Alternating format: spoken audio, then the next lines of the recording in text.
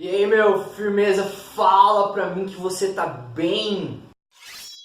Ah, que saudade que eu tava de gravar vídeo. Fazia mais de uma semana que eu não gravava um vídeo, mas estamos aqui pra matar essa saudade.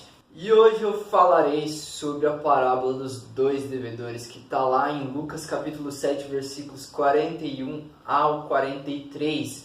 E para contar essa parábola, eu já vou contar ela junto com o contexto que ela foi contada. Só um parênteses, essa mesma passagem, né, assim, as coisas que estavam acontecendo, o contexto, ela também é narrada em outros evangelhos, apesar deles não contarem a parábola dentro do contexto.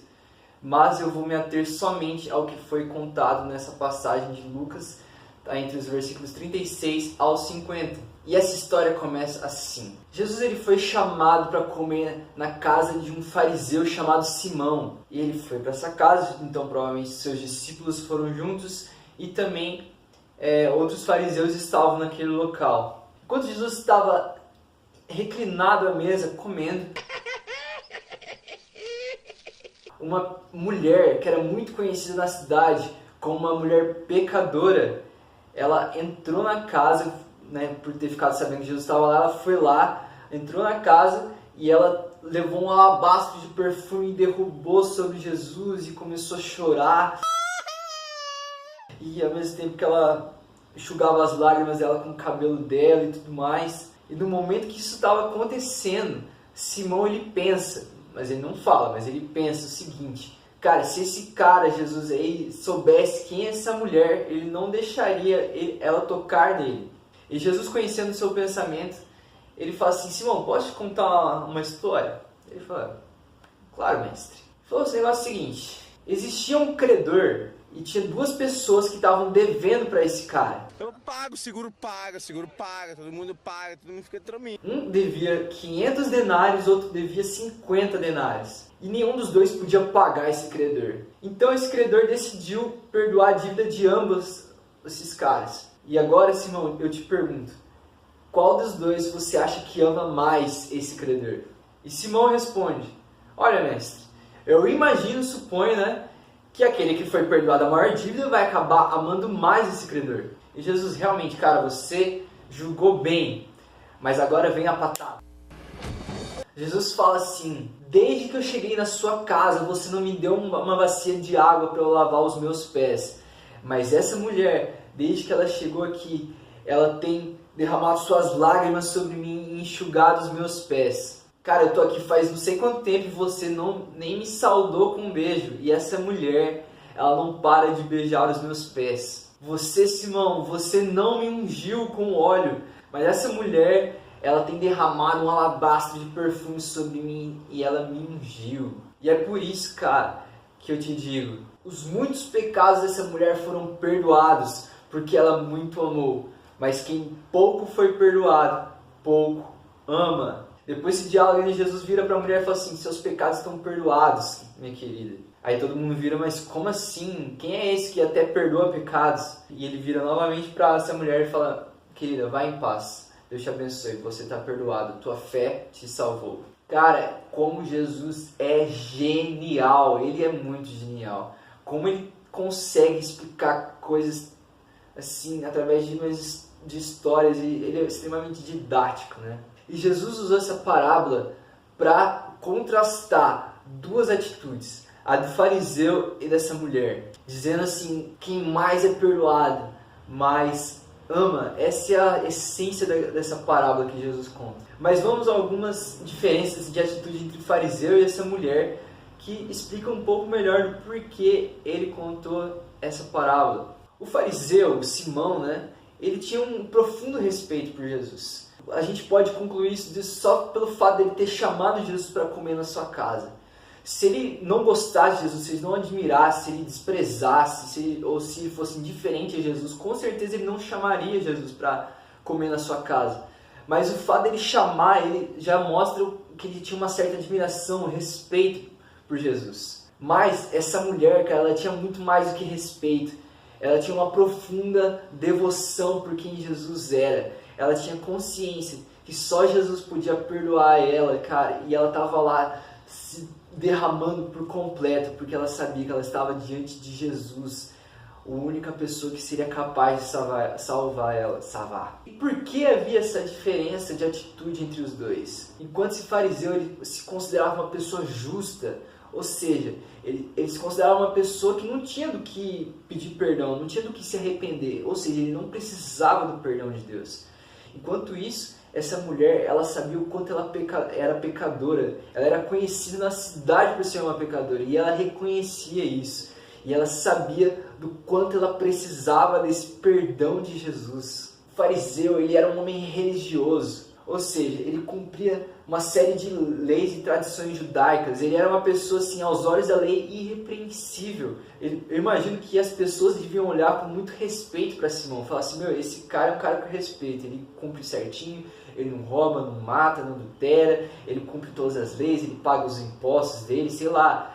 Ele faz tudo certinho, ele respeita o sábado, né? Ele faz os sacrifícios que são necessários. Ou seja, ele era uma pessoa que não precisava de perdão, porque ele, aos olhos da lei, ele já era uma pessoa irrepreensível. Mas essa mulher não. Como eu disse, ela era conhecida por ser uma pecadora. E essa mulher, ao invés de tentar justificar os seus erros, ela tinha uma conduta de uma pessoa arrependida, de falar assim, eu tô errado, eu tô em pecado e eu preciso do perdão de Deus. A partir disso, eu quero te fazer uma pergunta, cara. Será que adianta ser uma pessoa boazinha? E eu quero te responder. Não adianta. Mas antes de explicar a minha resposta melhor, eu quero ilustrar o porquê dessa resposta através da vida de Paulo. Paulo, que foi o maior escritor do Novo Testamento, um cara que revolucionou, cara que entendeu a Bíblia, entendeu o Evangelho, entendeu a graça de Jesus como ninguém. E Deus usou ele para escrever boa parte do Novo Testamento e que fundamenta muito da nossa teologia de hoje. E para começar a falar sobre Paulo, cara, quero ler lá em Filipenses capítulo 3, a partir da parte B do versículo 4, que diz assim: se alguém pensa que tem razões para confiar na carne, eu ainda mais. Circuncidado no 8º dia de vida, pertencente ao povo de Israel, à tribo de Benjamim, verdadeiro hebreu, quanto à lei, fariseu, quanto ao zelo, perseguidor da igreja. E olha essa parte, quanto à justiça que há na lei, irrepreensível. Paulo era uma pessoa irrepreensível, segundo a justiça que há na lei. O que significa isso? Paulo estava querendo dizer o seguinte, falou assim, se você olhar a minha vida, não existe nada que você possa me acusar de estar fazendo de errado. Eu estou cumprindo todas as leis judaicas, todos os mandamentos de sacrifício, de purificação. Ou seja, eu sou uma pessoa muito boazinha. Eu não roubo, não mato, eu pago meus impostos. Estou usando só esse exemplo, né? Mas ele era uma pessoa correta, uma pessoa irrepreensível. Mas Paulo não para aí.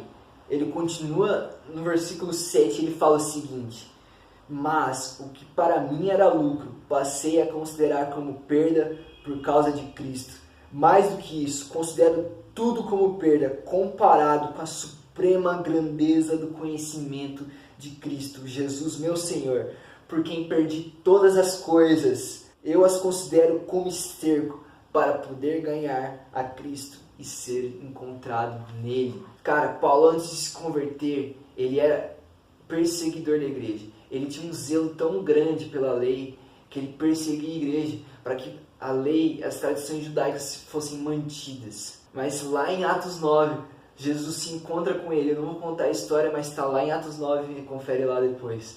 E esse encontro com Jesus transformou Paulo de uma forma que ele falou assim, cara, tudo aquilo que eu considerava como lucro, toda a justiça, toda a pessoa correta que eu achava que eu era, eu considero hoje como perda para poder ganhar Cristo. Jesus se tornou o bem mais precioso de Paulo, cara. Paulo se transformou totalmente. Ele foi de uma pessoa irrepreensível e depois ele começou a perceber o quanto ele era miserável, o quanto ele era pecador. Eu vou mostrar isso através de outras 3 passagens. A primeira lá em 1 Coríntios capítulo 15, versículo 9. Antes de eu ler isso, eu só queria dizer o seguinte: 1 Coríntios foi escrito lá por volta do ano 54 depois de Cristo, ok? Você deve saber que os livros da Bíblia não foram escritos em ordem cronológica, certo? Lá em 1 Coríntios capítulo 15, versículo 9, foi escrito por Paulo, uma carta de Paulo à igreja de Corinto.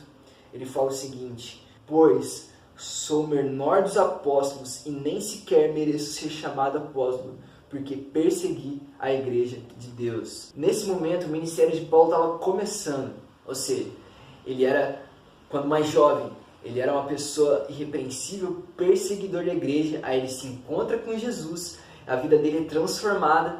Aí depois de um tempo, por um tratamento que ele passa por Deus, ele finalmente começa o ministério dele.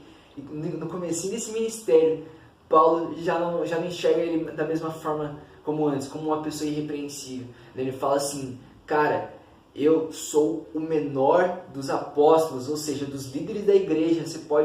Eu sou o menor. Eu achava que eu era aquela pessoa irrepreensível, mas na verdade eu sou menor. E Paulo não para por aí. Lá em Efésios, capítulo 3, versículo 8, se passaram mais ou menos 8 anos desde aquela declaração que ele dá em 1 Coríntios. E ele fala o seguinte, embora eu seja o menor dos menores de todos os santos, foi-me concedida essa graça de anunciar aos gentios as insondáveis riquezas de Cristo. Ou seja, o tempo passa um pouco e Paulo, antes, ele fala assim, cara, eu sou o menor dos apóstolos. Agora, ele fala assim, não, na verdade eu não sou o menor dos apóstolos. Eu sou o menor dos menores dos santos, cara. E quem são os santos? Os santos são as pessoas que foram salvas, que aceitaram o sacrifício de Cristo e a salvação já chegou sobre a vida deles. Entre essas pessoas, eu sou o menor dos menores. E ele não para por aí. Lá em 1 Timóteo, capítulo 1, versículo 15. E nesse momento, Paulo já está no final do seu ministério. Ou seja, ele está no ápice da sua maturidade, do seu conhecimento, do seu relacionamento com Deus. E ele, lá em 1 Timóteo, capítulo 1, versículo 15, ele fala assim, esta afirmação é fiel e digna de toda aceitação. Cristo Jesus veio ao mundo para salvar os pecadores, dos quais eu sou o pior. Como eu disse, antes de ter esse encontro com Jesus, Paulo ele se considerava uma pessoa irrepreensível. Mas aí ele tem encontro com Jesus, a vida dele é transformada e depois de um tempo ele percebe, não, eu achava que eu era essa pessoa irrepreensível. Na verdade, eu sou o menor dos apóstolos. Só que o tempo passa, ele amadurece mais um pouco. Ele fala assim, não, na verdade eu não sou o menor dos apóstolos. Eu sou o menor dos menores dos santos. Mas aí, no final da vida dele, no ápice da sua maturidade, do seu relacionamento com Deus, ele percebe, cara, eu não sou nenhuma pessoa irrepreensível, eu não sou o menor dos apóstolos, eu não sou o menor dos menores dos santos. Na verdade mesmo, eu sou o pior dos pecadores. Sabe, à medida que nós crescemos em maturidade na nossa vida, nós também crescemos em consciência do quão pecadores, quão miseráveis nós somos e quão necessitados nós somos do perdão e do amor de Deus, cara. E à medida que a gente se torna mais consciente do nosso pecado, a gente acaba amando mais a Deus, porque a gente fala assim, cara, eu não mereço o amor de Deus. E cada dia, quando a gente percebe o quanto não merecedor nós somos do amor de Deus e quanto Ele nos ama mesmo assim, a gente fala assim, cara, eu não posso agir de outra forma senão amar esse Deus que me amou incondicionalmente. Uma coisa leva a outra. Nós amadurecemos, nós nos tornamos mais conscientes do nosso pecado. O perdão de Deus se manifesta de uma forma ainda maior sobre a nossa vida, porque nós entendemos que nós somos pecadores e a gente reage a tudo isso e é uma consequência necessária. Nós acabamos amando mais a Deus. Sabe, essa parábola que eu comecei contando dos 2 devedores que Jesus conta, ela essencialmente é sobre isso. Jesus fala, quem mais foi perdoado, mais ama. E eu não acho que Jesus estava falando no sentido de que quem tem mais pecado é mais perdoado e acaba amando mais. Mas eu creio que Jesus estava querendo dizer que, na verdade, cara, quem tem maior consciência do seu pecado acaba se arrependendo mais e o perdão de Deus se manifesta de uma forma ainda maior e essa pessoa necessariamente reage a esse perdão ainda maior de Deus, amando mais a Deus. Eu não creio que a diferença entre aquele fariseu e aquela mulher fosse no sentido que ela era mais pecadora que aquele fariseu e é por isso que ela mais ama a Deus do que aquele fariseu. Na verdade, a diferença entre os dois é que ela tinha mais consciência dos pecados dela do que aquele fariseu. Aquele fariseu, ele era tão pecador quanto aquela mulher. Só que ele era uma pessoa que se achava justo, enquanto aquela mulher sabia que ela era pecadora. E por saber que ela era pecadora, ela não buscou justificar, mas ela se arrependeu. E aquele arrependimento atraiu o perdão de Deus. E ela, constrangida com esse perdão e com esse amor de Deus que ela sabia que não merecia, ela não tinha como reagir a isso de outra forma, senão amando mais a Deus. Fala assim, cara, eu não sou merecedor desse amor. Isso nos constrange de uma forma, fala assim, mano, eu não posso reagir de outra forma, senão amando mais esse Deus que me amou incondicionalmente. Eu espero ter te encorajado através dessa história a buscar um nível maior de arrependimento, de maturidade, cara. À medida que nós crescemos em maturidade em Deus, nós precisamos enxergar e ser mais conscientes do quão pecadores nós somos, porque a partir disso nós vamos nos arrepender numa medida maior e vamos provar do perdão de Deus numa medida maior. E a partir disso, cara, a gente vai reagir naturalmente amando mais a Deus. É isso aí, valeu por ter me acompanhado mais esse vídeo que tá sensacional. Eu amei esse estudo, cara, como Deus falou comigo através disso. E é isso aí, meu. Deixe seu like, velho.